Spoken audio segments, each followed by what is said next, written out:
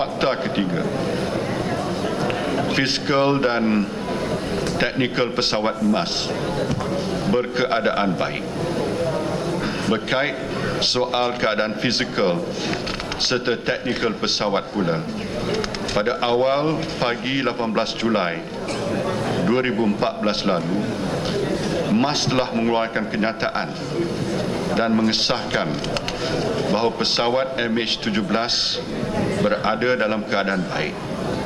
MAS turut mengesahkan semua sistem pesawat berfungsi seperti biasa, terutamanya Aircraft Communications Addressing and Reporting System atau ACAS dan transponder pesawat. Fakta keempat, undang-undang antarabangsa. Tindakan menembak jatuh pesawat ini bukan saja perbuatan yang sangat zalim, malah bertentangan serta melanggar prinsip seperti mana yang ditetapkan oleh Undang-Undang Antarabangsa melalui Convention on International Civil Aviation atau lebih dikenali sebagai Chicago Convention yang diiktiraf oleh Majlis Keselamatan Pertubuhan Bangsa-Bangsa Bersatu dalam Resolusi 1067. Dalam hal ini, PBB telah sebulat suara menerima pakai resolusi bagi mendesak buat pemisah memberi akses tanpa halangan ke tempat kejadian di mana pesawat MH17 terhempas di Ukraine. Ia juga mendesak agar semua kegiatan ketenteraan termasuk oleh kumpulan bersenjata dihentikan serta-merta di sekeliling kawasan terbabit dengan insiden berkenaan bagi membolehkan penyiasatan antarabangsa dilakukan dengan selamat. Sehubungan itu, saya juga telah mengarahkan peguam negara untuk mengkaji perkara ini dengan mendalam dan teliti bagi memastikan sebarang tindakan yang akan diambil oleh Malaysia kelak berlandaskan serta selaras dengan undang-undang antarabangsa yang terpakai dalam hal keadaan sebegini. Tuan Yang Dipertua, sebagai makluman ahli-ahli yang berhormat, pada 17 Julai 2014, iaitu beberapa jam selepas pesawat MH17 terhempas, pegawai di Amerika Syarikat dan Ukraine mendakwa pesawat tersebut telah ditembak jatuh di timur Ukraine. Jika benar dakwaan tersebut berlaku, kita mengutuk sekeras-kerasnya tindakan yang tidak berperi kemanusiaan, tidak bertamadun, biadab dan bersifat ganas, lagi tidak bertanggungjawab oleh pihak yang dipercayai menembak jatuh pesawat malang MH17. Namun demikian, buat masa ini kita tidak menuding jari kepada mana-mana pihak sehinggalah bukti benar-benar sahih dapat diperolehi. Saya difahamkan bahawa kawasan berlakunya kejadian tersebut telah dikuasai oleh serta dikawal oleh kumpulan pemisah. Namun demikian, saya merasa agak marah dan kecewa disebabkan oleh dua perkara, iaitu perkara pertama, apabila saya dimaklumkan bahawa mereka tidak menghormati kawasan tragedi kemalangan itu sebagai kawasan larangan serta tidak mengikut atau mematuhi piawai amalan antarabangsa untuk memastikan bahan-bahan bukti tidak hilang dan tidak tercemar. Perkara kedua, kelewatan dalam mengendalikan tragedi itu yang menyebabkan kegagalan memberi penghormatan dan menjaga maruah mayat-mayat mangsa yang sepatutnya mereka terima. Di samping itu juga, Malaysia menggesa ICAO selaku penjaga keselamatan penerbangan awam sedunia untuk mengeluarkan resolusi yang mengutuk sekeras-kerasnya serangan ke atas MH17 sebagaimana yang telah dibuat terdahulu dalam kes penembakan pesawat udara yang lain. Tambahan pula, perbuatan menembak jatuh pesawat komersial MH17 ini satu tindakan sangat zalim dan merupakan jenayah yang sangat kejam dan sangat ganas. Tuan Yang Dipertua, seperti yang dinyatakan dalam Annex 13 Convention ICAO, kerajaan Ukraine perlu bertanggungjawab untuk menjalankan siasatan yang membawa kepada berlakunya nahas itu. Laporan kemaskini siasatan perlu diberikan kepada keluarga terdekat seperti mana tertakluk di dalam garis panduan ICAO. Semestinya Malaysia akan menawarkan sokongan penuh, tidak membelah bagi, untuk terlibat sama dalam siasatan ini. Untuk makluman, Menteri Pengangkutan dan Menteri Luar antara yang telah pun berada di Kiev, Ukraine. Oleh yang demikian, Malaysia juga mengalu-alukan gesaan untuk siasatan oleh Badan Bebas Antarabangsa mengenai nahas itu dan mendesak semua pihak untuk bekerjasama bagi memastikan siasatan itu dapat diselesaikan. Kita menuntut dan menyokong siasatan antarabangsa yang bebas dalam tragedi ini.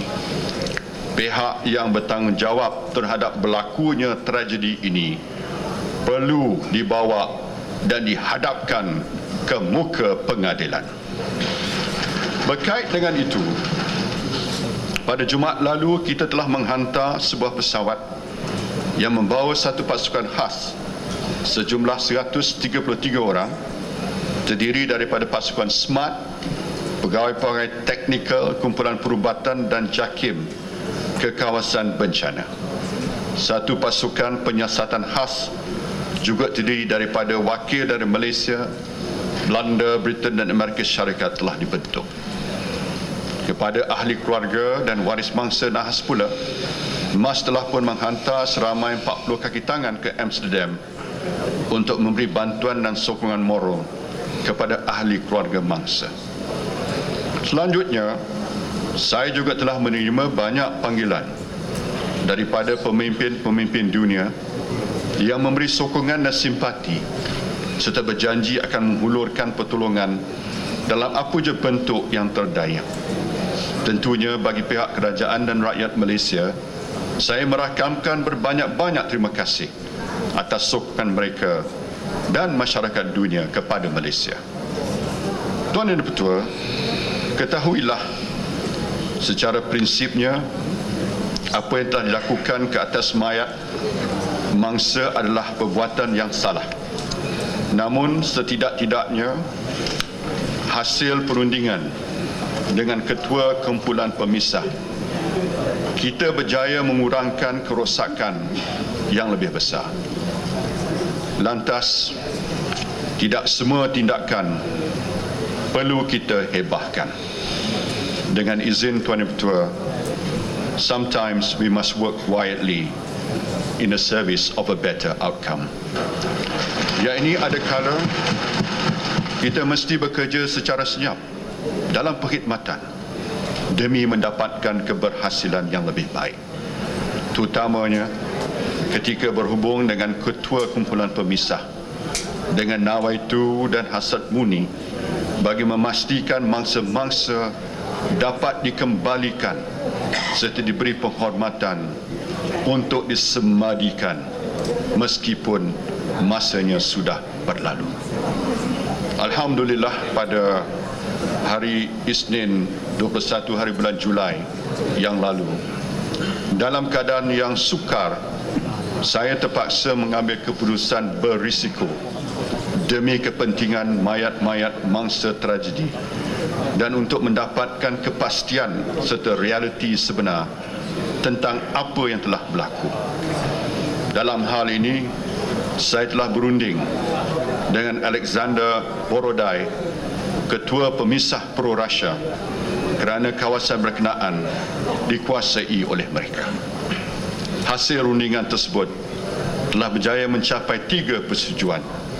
Pertama, Kesemua mayat mangsa MH17 yang ditemui dianggarkan berjumlah 282 telah dibawa dari Torres ke bandar Kharkiv di Ukraine dengan menaiki kereta api sebelum diterbangkan ke Amsterdam dengan diiringi oleh 6 anggota pasukan penyelamat Malaysia pada 1 pagi hari Selasa 22 Julai dan telah sampai pada pukul 11 pada waktu tempatan.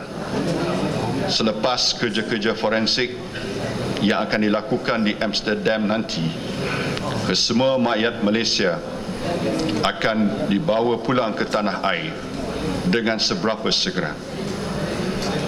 Tuan Yang Dipertua, saya melakukan perkara-perkara ini dan akan berusaha sedaya mungkin sebab saya sudah berjanji sewaktu bertemu dengan keluarga mangsa seboleh-bolehnya menjelang Syawal ini semua mayat mangsa dapat disemadikan dengan selamat. Barulah damai dan tenteram hati-hati pihak keluarga korban tragedi. Kedua, 2 kotak hitam pesawat MH17 telah diserahkan pada pasukan Malaysia di Donetsk pada pukul 9 malam hari Isnin 21 Julai waktu Ukraine untuk dijadikan hak milik Malaysia. Tampaknya agar sukar untuk kita meneruskan siasatan, kotak hitam tersebut telah diserahkan pada pasukan penyiasat yang diketuai oleh negara Belanda dan akan dihantar ke London untuk siasatan lanjut. Ketiga, semua anggota penyiasat bebas antarabangsa diberi akses masuk dan jaminan keselamatan ke lokasi nahas untuk melakukan siasatan komprehensif terhadap tragedi MH17. Namun begitu, persefahaman tersebut belum lagi menjadi kenyataan sepenuhnya.